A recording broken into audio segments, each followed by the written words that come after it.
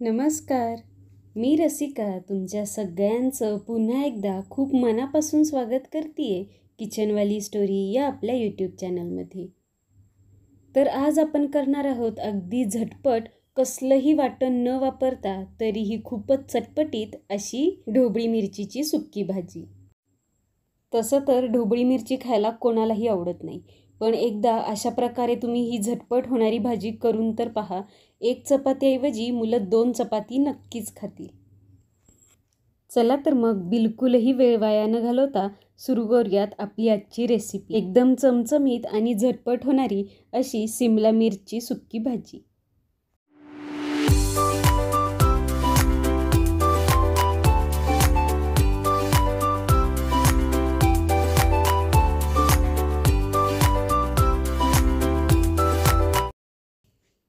तर सगळ्यात आधी इथे मी एक कढई गरम करून त्यामध्ये एक पळीभर तेल घेतलेलं आहे.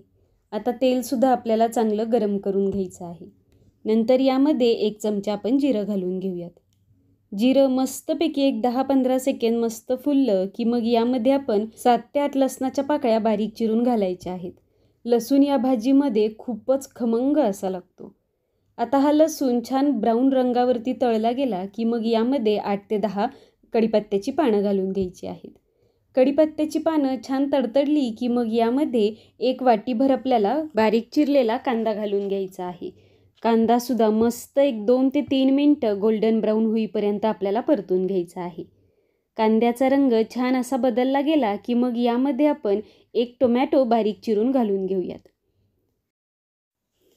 आता टोमॅटोसुद्धा एकदम मऊसर असा आपण शिजवून घेणार आहोत. टोमॅटो एकदा चांगला हलवून झाला की मग यावर आपण झाकण ठेवूयात आणि 20 ते 25 सेकंद याला आपण मऊसर असं शिजवून घेणार आहोत. आता झाकण काढून परत एकदा आपण टोमॅटो आणि कांदा छानपैकी हलवून घेणार आहोत. आपला टोमॅटो आता मऊसर असा शिजलेला आहे. यामध्ये आपण आता कोरडे मसाले घालूयात. त्यासाठी 1 चमचा काळा मसाला, 1 चमचा धने पावडर, मस्त कलर येण्यासाठी 1 चमचा बेडगी मिरची पावडर, चवीनुसार मीठ आणि अगदी थोडीशी हळद घालायची आहे. आता हे कोरडे मसालेसुद्धा आपण कांदा आणि टोमॅटोसोबत 1 मिनिटभर चांगले परतून घेणार आहोत. पण जर असं वाटायला लागलं की आपले मसाले खाली लागायला लागले तर अगदी 1 ते 2 चमचे यामध्ये पाणी घालायचं आहे. आणि पाणी घातल्यावर छानपैकी हलवून 1 मिनिटभर आपल्याला हे मसाले छान त्याला तेल सुटेपर्यंत मस्त परतून घ्यायचे आहेत. आणि आता हे पहा, आपल्या भाजीला खूप छान असा रंगही आलेला आहे आणि त्याला तेलही सुटलेलं आहे. आता इथे मी 4 ढोबळी मिरची घेतलेल्या आहेत. त्या चिरायच्या आधी आपल्याला स्वच्छ धुवून घ्यायच्या आहेत आणि मग त्यानंतर त्याचे असे चौकोनी काप करून घ्यायचे आहेत. तर आपण केलेले ते कापसुद्धा या भाजीमध्ये आपण आता घालून घेऊयात.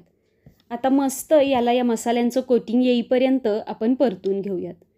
मग यावरती झाकण ठेवायचं आणि त्यावर अगदी अर्धा ग्लासभरच आपल्याला पाणी घालून घ्यायचं आहे.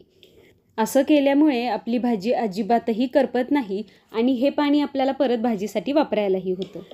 आता आपलं पाणी छान गरम झालेलं दिसत आहे. त्याचप्रमाणे आतली भाजीसुद्धा छानपैकी वाफाळलेली आहे. आता ते अर्धा ग्लास जे पाणी गरम झालेलं आहे ते या भाजीमध्ये आपण घालून घेऊयात आणि चमच्याने मस्त एकदा एकजीव हलवून घेऊयात. आता यावर बारीक चिरलेली हिरवी कोथिंबीर घालायची आणि सगळ्यात शेवटी जेव्हा आपल्या भाजीला छान अशी उकळी फुटेल तेव्हा यामध्ये 3 चमचे भाजलेल्या शेंगदाण्यांचा कूटही घालायचा आहे. भाजलेल्या शेंगदाण्यांमुळे आपली ग्रेव्ही जी आहे ती एकदम दाटसर बनते आणि दाताखाली तो क्रंचीपणाही त्याचा जाणवतो.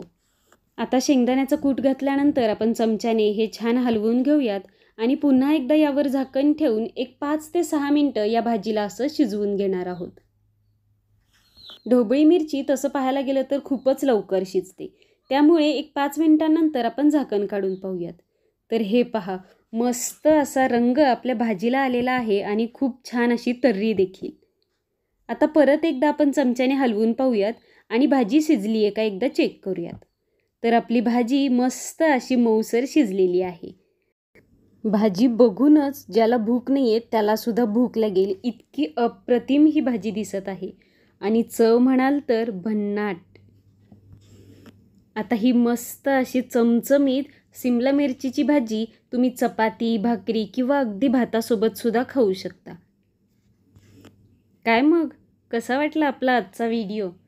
जर तुम्हाला आपली रेसिपी आवडली असेल तर आपल्या चॅनलला सबस्क्राईब करा आणि आपल्या व्हिडिओजला तुमच्या मित्रमंडळी आणि परिवारासोबत नक्की शेअर करा. चला तर मग भेटूयात अशा छान छान झटपट होणाऱ्या आणि अगदी स्वादिष्ट रेसिपीजसोबत पुढच्या व्हिडिओमध्ये. तोपर्यंत हेल्दी खा आणि हेल्दी राहा.